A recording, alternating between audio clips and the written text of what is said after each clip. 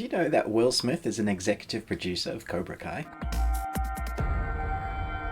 Welcome back to the Ruby Tuesday. My name is Ruben, and this is my review for season 3 of Cobra Kai, which is now a Netflix original series. So this is a non-spoiler review, so I'm going to do a spoiler one. I'm going to do my favorite moments and, just a cornucopia of content to talk about when it comes to Cobra Kai, because there's actually a lot to talk about specifically with this season, which I'm eager to chat about. But do let me know in the comments below, what are you excited about to see or hoping to see? If you're watching this before the review, if you're watching this after, then chat to me in the comments below.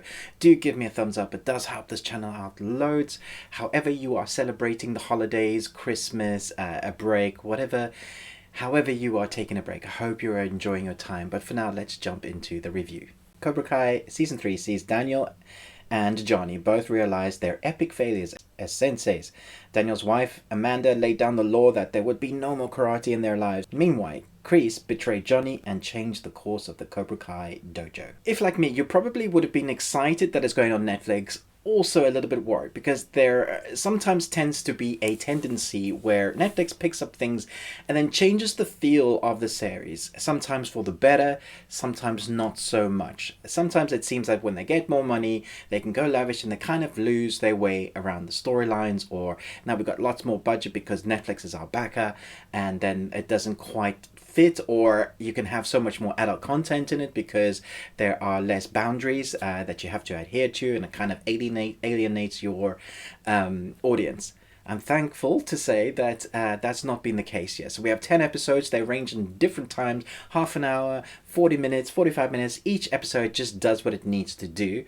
And this arc is basically about our three senseis, Daniel, Chris, and Johnny. The end of season 2, obviously we had that massive fight and we saw Miguel get obviously almost die, and so the repercussions from the end of season 2 and the big fight is basically echoed throughout this season. The two senseis, Johnny and LaRusso, have to figure out what it means to be a sensei, where they failed, and so they're dealing with the messy lives in their own situations, their own lives, as well as their students. The students have lots of repercussions because of that, real world repercussions, mental repercussions, and so they're all dealing with that. However, our favorite characters are back. We're going to see Hawk in fighting again. I love Hawk's hairstyle. I think he's a fantastic character. There isn't that much time given to backstory for the individual kids.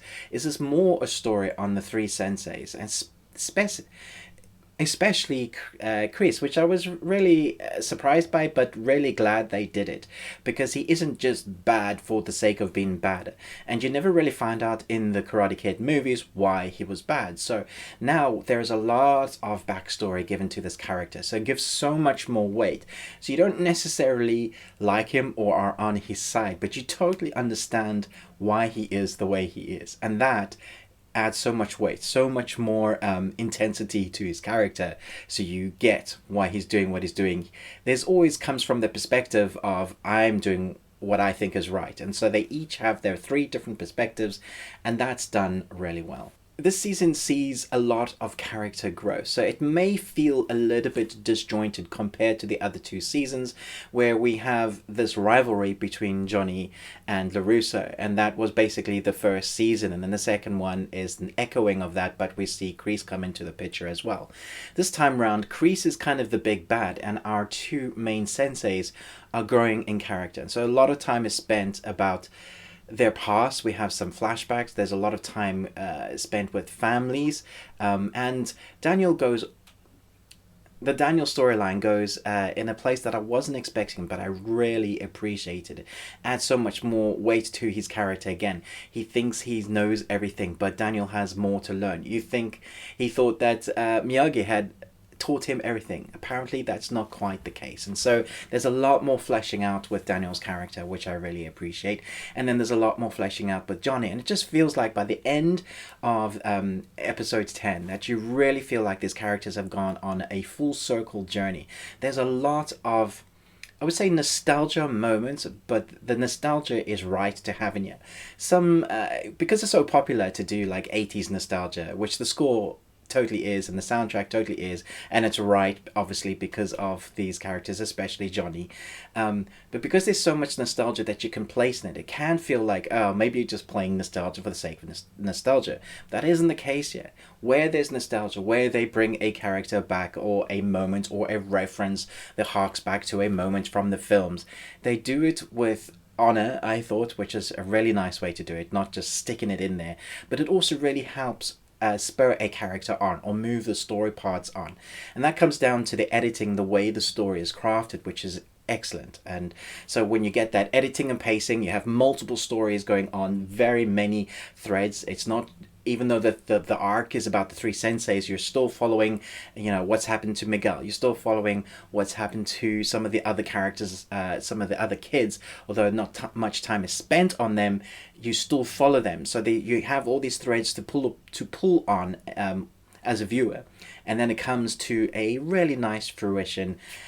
There are some fight scenes again, obviously, because it's Cobra Kai, and I think for the most part they're believable. There are some that just didn't look like, it looked like they were pulling punches, or the kicks weren't quite connecting. I don't know. There were some fight scenes that I thought were cleaner in the season 1 and season 2. There is, however, a massive epic fight scene. I'm not going to say where. It just was filmed really well. There's a lot going on. Like the fight scene at the school. There was a lot going on there. But this one, I just thought it was more creative, and I really appreciated it. The way it was filmed, the way you saw a punch or kick. There's a lot of camera movement. It's all happening at the same time. For the most part, there are a few cuts, not many, and it just flows really well. So I really appreciated the choreography that must have gone into, and that was from the kids again. So they're head-butting, and obviously that was always going to happen. We have a lot of manipulation as well from Chris. Obviously he's the master manipulator, and so he's pushing buttons that he knows is going to cause a reaction, and then as a viewer you get to see what happens with that, and that is a lot of fun in the what's he going to do now sort of way. As a viewer, you're watching as you're like, I hope he's not going to do that. He's totally going to do that. And you just know, like, he's behind the scenes, and the kids are kind of their puppets, really. And that's what I felt like. The kids need to kind of step out on their own and start doing things for themselves. Obviously, they do.